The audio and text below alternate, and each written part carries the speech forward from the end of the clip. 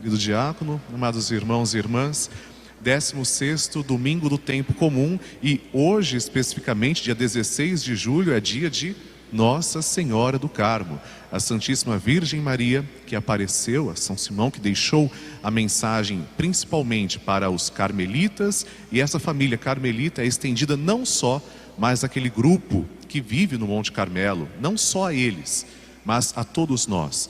O Santo Padre, o Papa Paulo VI, de saudosa memória, permitiu também que as pessoas que recebessem o escapulário pelas mãos de um sacerdote e quisessem se tornar filhas dessa Ordem do Carmo, do Monte Carmelo, tivessem a mesma validade daqueles irmãos que há tanto tempo também continuam essa tradição bonita. Por isso, eu já peço para vocês, quem trouxe o escapulário e quiser que ele seja abençoado, nós teremos, depois do oremos, depois da oração pós-comunhão, teremos um momento de bênção do escapulário também. Lembrando que o escapulário não é um amuleto, não é um passaporte para o céu, mas o escapulário é um sacramental, é um sinal. Nossa Senhora prometeu que quem utilizasse o escapulário, utilizasse com fé, não padeceria o fogo eterno. Portanto, não é um amuleto, mas um sacramental. Lembrança de que somos filhos de Nossa Senhora. Nesse 16º domingo do tempo comum, sem dúvida alguma, o grande tema da liturgia da palavra é hospitalidade. Aliás, a hospitalidade é tão querida, é tão cara na Bíblia, tão preciosa, que foi a causa principal da destruição de Sodoma e também de Gomorra. Vocês se recordam, não está na liturgia de hoje a destruição de Sodoma, mas vocês se recordam que o próprio Senhor visita Sodoma, enviando o mensageiro, enviando muitas vezes o anjo. Hoje nós temos a figura de 3 pessoas, lembramos do Pai, Filho e Espírito Santo, mas em Sodoma a destruição se deu principalmente por falta de hospitalidade, por não acolher, faltar acolhida. Quando os anjos naquela cidade, enviados para Sodoma, eles chegam, encontram o quê? Uma população que vivia claramente de maneira desregrada, com muitas vezes atitudes imorais, mas principalmente uma comunidade que não sabia acolher o outro, não sabia acolher a figura do próximo e quem dirá então acolher o próprio Senhor. Essa foi a causa principal da destruição de Sodoma, falta de hospitalidade. Falta de hospitalidade é um tema muito caro, sobretudo para os antigos judeus. E nós também, que somos cristãos nos dias de hoje, 2022, devemos pensar, somos hospitaleiros? Sabemos acolher as pessoas? De fato, a hospitalidade é um gesto que deve refletir o que está no nosso coração. Se nós sabemos acolher, como consequência, a hospitalidade vai acontecer, ela acontece. A hospitalidade é um gesto, é um reflexo do que está no nosso coração. Vamos então esmiuçar. Primeira leitura. Na primeira leitura nós vemos o quê? O Monte dos Carvalhos. O que significa o carvalho para o antigo povo judeu? O povo de Israel, quando via um carvalho, quando via uma aglomeração de carvalho, sempre pensava no encontro com a divindade. Muitos locais eram sagrados. Na Bíblia a gente tem, por exemplo, a montanha. Quando sobe-se uma montanha, existe aí provavelmente uma teofania, uma manifestação divina. Quando nós estamos num carvalho, a Sagrada Escritura fala sobre o carvalho, quando está nesse local, alguma coisa de bom vai acontecer. Deus vai se manifestar. Carvalho, cedros do Líbano são plantas preciosas, vegetação preciosa aos olhos de Deus. E o que acontece? Abraão e Sara eram estéreis. E nós sabemos que no mundo antigo, a esterilidade, a falta de filhos era vista como maldição. Abençoada era a família que tinha poderes, que tinha uma riqueza que todos pudessem desfrutar e principalmente filhos.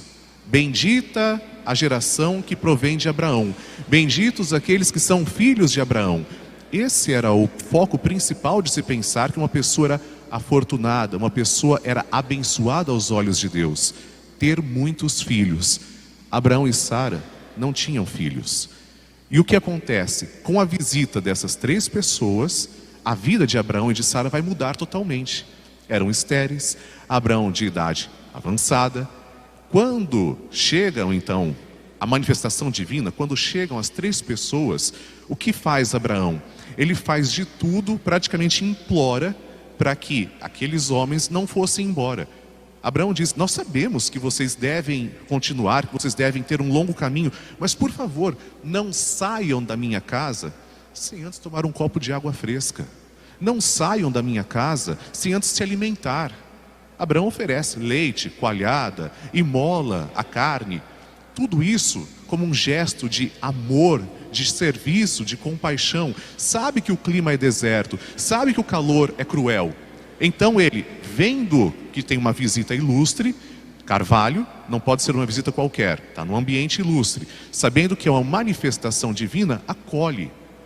Ele sabe ver Deus, aqui consiste a realidade teológica, saber ver Deus nas pessoas. Isso consiste. Quando eu enxergo Deus presente no meu próximo, no meu irmão, eu devo agir com ele com hospitalidade, com amor. Será que se eu sei que Deus está passando pela minha vida, no momento inesperado, Abraão não estava esperando a visita divina, ele não sabia que Deus o visitaria. Quando então ele percebe que as pessoas estavam chegando, aquelas 3 próximas a ele, ele quase implora: não vão embora, não saiam da minha casa. Fiquem um pouco comigo, bebam, comam, é preciso. Depois vocês prosseguem a missão, mas me deem essa graça de ficar um pouco comigo. Meus irmãos, quanta hospitalidade. Quem é que nos dias de hoje tem atitude igual ou parecida? O mundo em que nós vivemos, com muitas vezes uma tendência egoísta, de fechamento, de não abertura ao próximo, é completamente antagônico a essa realidade que nós vemos. Acolher, ver Deus no outro, ver Deus nas pessoas. É por isso exatamente que a segunda leitura, Paulo está falando, mesmo com todo o sofrimento que eu estou passando, com tudo que eu estou sofrendo por vocês, eu me alegro. Ele fala para a comunidade de Colossos: eu estou oferecendo o meu sacrifício por vocês. Aliás, eu bendigo a Deus por estar sofrendo por causa de vocês. Tudo que eu estou sofrendo não é em vão. O meu sofrimento aqui, como uma comunidade, como um líder de uma comunidade, é para mostrar que eu amo vocês. Isso é ser igreja, isso são noções de eclesiologia, ou seja, a igreja verdadeira é aquela que reconhece no irmão, reconhece na irmã a figura divina. Sabe que Jesus está presente naquele irmão, Jesus está presente no doente, Jesus está presente no pobre, Jesus está presente no estrangeiro, na pessoa que não tem por onde passar, onde se hospedar, não tem o que comer, não tem o que beber.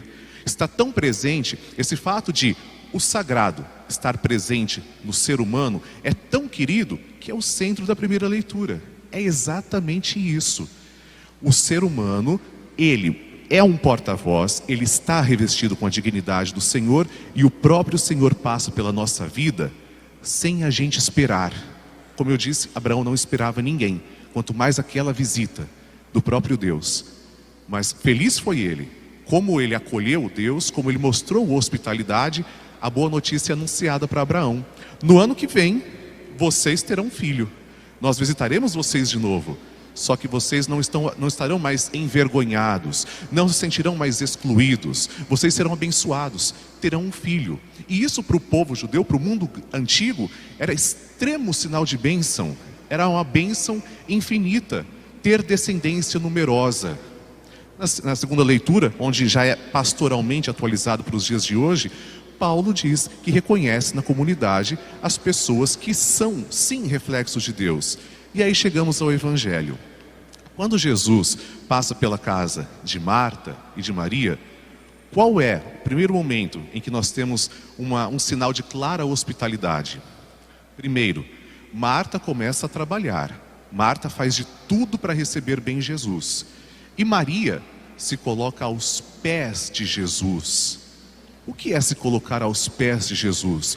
Quando nós recebemos uma visita, alguém muito querido para a nossa casa, a gente fica ao lado dessa pessoa. Mas vejam a teologia do Evangelho. Maria se colocou aos pés do Senhor, não acima, nem na mesma posição. Percebe o movimento?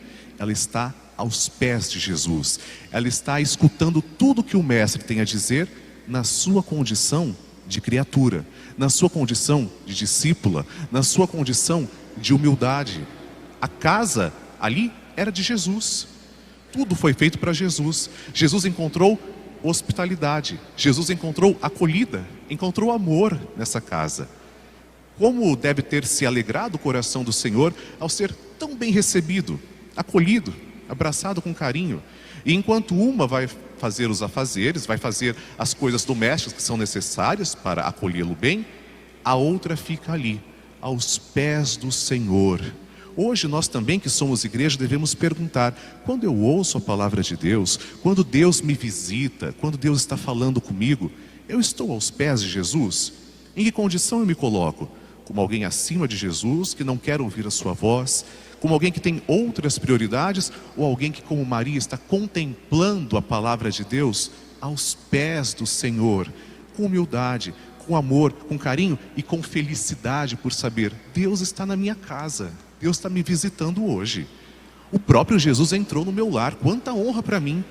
E se eu fui digna disso, do Senhor visitar a minha casa, é claro que eu não quero sair de perto dos pés dele. É por isso que Jesus fala para Marta: Marta, Marta, uma só coisa é necessária. Isso em razão de que Marta havia criticado a atitude de Maria.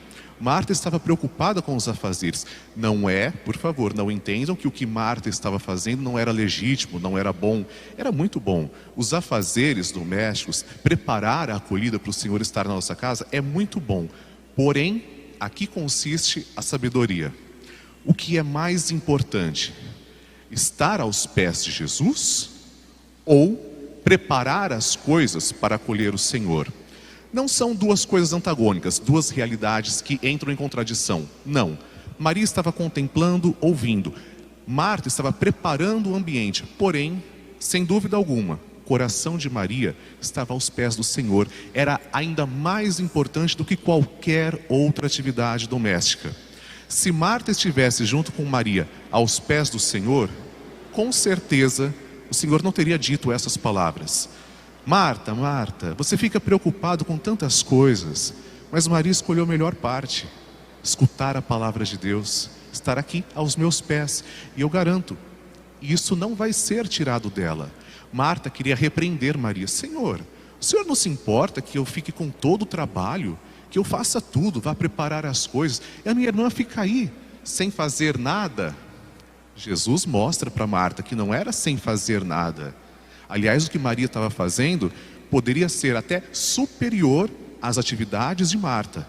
Não, mais uma vez, não que Marta não estivesse fazendo as coisas bem. Não que não fosse bom o que ela estivesse fazendo. Era bom, era muito bom. Mas não era mais importante do que estar aos pés de Jesus. Colocar-se como discípulo aos pés do Mestre. É isso que Maria fez. Na nossa vida também. Nós nos preocupamos muitas vezes com compromissos, com afazeres domésticos. E isso é bom. Ter responsabilidade é o que o Senhor quer de nós. Mas isso não pode em nenhum momento suprimir, não pode sufocar, não pode tirar a nossa prioridade de estarmos aos pés com Jesus, ouvindo, contemplando, adorando-o, dando-lhe o devido respeito, amando-o sobre todas as coisas, cumprindo o primeiro mandamento. Quem está aos pés com o Senhor, certamente está cumprindo o primeiro mandamento, amando sobre todas as coisas, não importam as outras coisas, mas está aos pés do Senhor. O que o Senhor quiser de mim, eu me coloco aos pés. Pode falar, Senhor. E como é gostoso ouvir a tua palavra, como é bom estar aos teus pés. Certamente é isso que Maria sentia, é isso que Jesus quer dizer. Aquele que está aos meus pés, que está me ouvindo, que está me acolhendo com amor, pode ter certeza, isso não vai ser tirado de você. Isso foi a melhor escolha, a melhor parte. Isso não vai ser tirado. Jean-Paul Sartre, filósofo, dizia que o ser humano é condenado a fazer as próprias escolhas, porque toda escolha gera uma responsabilidade. Nós escolhemos também, mas então nós perguntamos: qual é a prioridade das minhas escolhas? A prioridade das minhas escolhas é ficar ouvindo as agitações da nossa vida, tão corrida, às vezes tão maluca, tão sem ordem, desordenada? Ou a minha prioridade é como Maria, me colocar aos pés e ouvir o que o Senhor tem a dizer para mim? E lembremos, a atitude de Marta também é acolhida. Marta prepara as coisas para o Senhor, mas essa acolhida jamais deve sufocar, jamais deve reprimir, não é uma chamada de atenção legítima, jamais deve tirar o nosso foco de nos colocarmos em contemplação, em adoração, em escuta e em prática do que o Senhor tem para me dizer hoje. Louvado seja nosso Senhor Jesus Cristo.